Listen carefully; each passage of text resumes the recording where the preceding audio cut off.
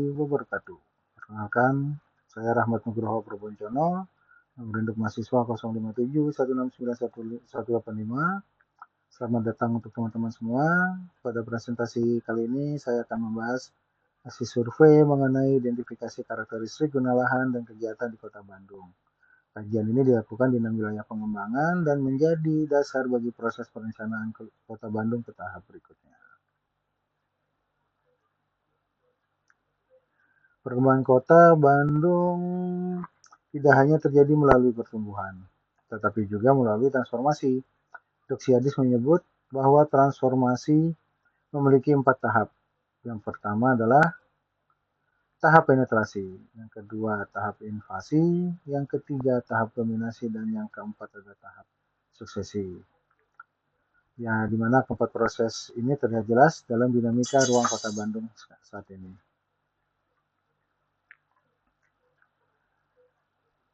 Dampak transformasi tata guna lahan sering menimbulkan dampak besar.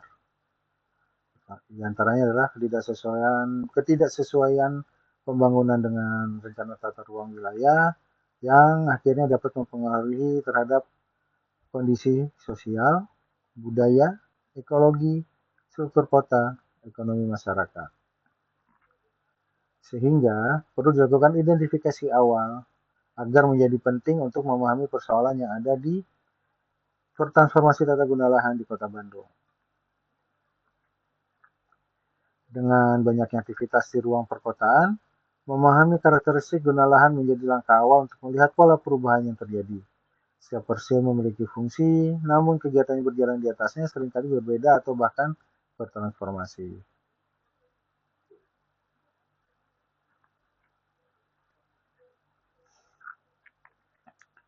Tujuan survei ini adalah menilai kesesuaian antara fungsi lahan dan kegiatan yang berlangsung. Kami mempelajari bagaimana struktur guna lahan di Kota Bandung bekerja, serta bagaimana variasi kegiatan tumbuh dan berkembang di tiap jenis lahan. Sasaran survei meliputi 3 hal. Mengidentifikasi karakteristik guna lahan, mengenali variasi kegiatan dalam tiap fungsi lahan, dan mengidentifikasi aktivitas yang berkembang di dalamnya. Ketiganya membentuk gambaran yang lebih utuh tentang pemanfaatan ruang kota. Keluaran akhir berupa laporan lengkap yang berisi temuan lapangan, data survei, dan interpretasi yang dapat langsung digunakan dalam penyusunan rencana tata ruang atau perencanaan lanjutan lainnya.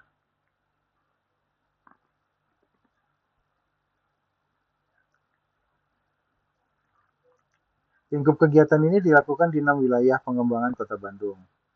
Wilayah ini menjadi sampel karena mewakili dinamika kota, mulai dari pusat bisnis, permukiman padat, hingga kawasan dengan campuran fungsi. Pelaksanaannya dilakukan selama 1 semester atau selama 6 bulan, yang dilakukan melalui objek pengamatan guna lahan dan kegiatan yang ada di dalam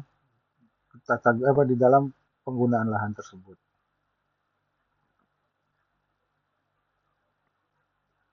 Pendekatannya pertama dilalui melalui tahap prasurvei. Sebelum turun ke lapangan, tim menyusun rumusan masalah, menentukan kebutuhan data, serta memetakan populasi dan sampel. Tahap ini penting untuk memastikan survei berjalan, terarah, dan menghasilkan data yang valid.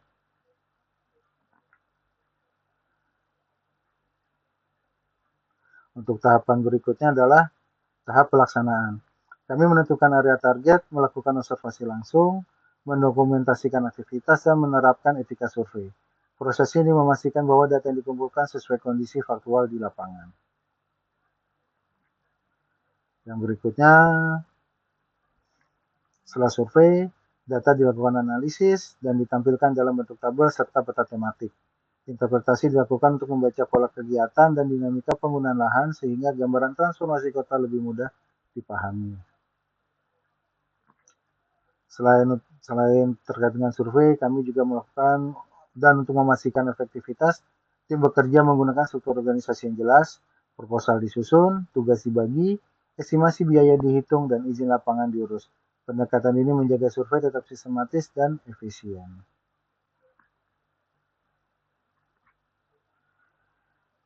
Dari hasil survei yang dilakukan di Kota Bandung, terdapat beberapa kategori guna lahan. Di antaranya adalah terkait dengan perumahan, komersial, industri, ruang terbuka hijau, kawasan lindung, kawasan campuran, dan lainnya. Masing-masing menunjukkan karakter dan intensitas kegiatan yang berbeda. Nah, contoh variasi kegiatan berfungsi mengambil salah satu dari perumahan yang digunakan sebagai hunian, kos, atau usaha rumahan. Berikutnya di guna lahan komersial itu diisi oleh ruko, pusat belanja, dan jasa lainnya. Di campuran ditemukan terdapat hunian plus komersial dan atau kebun dan kolam. Dan di industri yang kami temukan adalah terkait dengan manufaktur dan industri kerajinan. Nah, dari hasil survei dan analisis dan interpretasi tadi, salah satu visualisasi datanya adalah peta tematik yang menggambarkan pola kegunaan tata guna lahan yang kegiatan dalam tata guna lahan tersebut yang dibedakan dengan berbagai warna. Salah satu contohnya nih ada yang warnanya orange atau agak kecoklatan adalah terkait tentang hunian. Hijau itu dengan aktivitas perkebunan atau aktivitas lainnya. Yang hijau muda pun sama, di situ fokus terkait dengan aktivitas agrikultur. Selain peta tematik, visualisasi data juga dilakukan dengan menggunakan bar chart yang menjelaskan proporsi guna lahan Kota Bandung. Yang didominasi dari hasil temuan survei adalah bangunan permukiman kota. Berikutnya juga melalui proporsi kegiatan guna lahan Kota Bandung yang disajikan melalui donut chart yang didominasi sebagian besar terhadap berada di bangunan permukiman kota. Tantangan dalam identifikasi ini kegiatan informal sangat sulit untuk diidentifikasi. Transformasi cepat dan data juga berubah sangat cepat.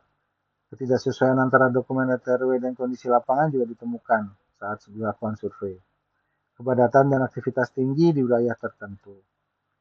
Salah satu yang menjadi tantangan dalam melakukan identifikasi kegiatan di tata guna lahan yang mendukung transformasi perkembangan Kota Bandung. Nah, dari manfaat yang dapat kita ambil di sini adalah dari manfaat identifikasi itu sendiri adalah mendukung penataan ruang yang lebih akurat, menyediakan dasar evaluasi pemanfaatan ruang, mengurangi konflik penggunaan lahan, memperkuat kebijakan penertiban dan pengendalian pembangunan. Akhirnya, kesimpulan yang dapat diambil dari hasil kegiatan ini adalah Kota Bandung memang mengalami dinamika ruang yang sangat kompleks. Berikutnya, identifikasi guna lahan dan kegiatan penting untuk pengendalian pemanfaatan ruang. Yang terakhir adalah survei menyediakan basis data penting untuk perencanaan. Oke, akhirnya saya ucapkan terima kasih untuk perhatiannya. Ya, kalau terdapat salah kata, saya mohon maaf. Assalamualaikum warahmatullahi wabarakatuh.